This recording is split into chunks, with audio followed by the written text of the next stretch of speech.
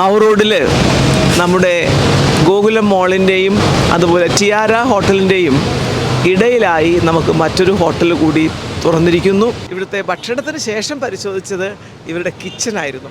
എനിക്ക് വളരെ വളരെ സന്തോഷം തോന്നി.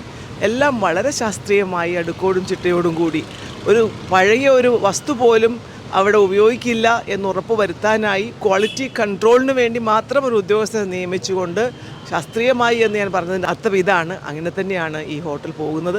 എല്ലാ ഹോട്ടലുകളും അങ്ങനെ ആയിരിക്കും എന്ന് വിശ്വസിക്കാനാണ് എനിക്കിഷ്ടം.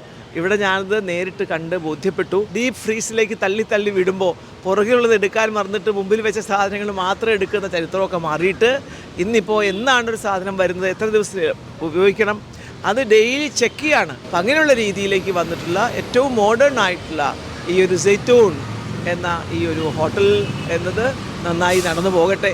എല്ലാ ആശംസകളും നേരുകയാണ്.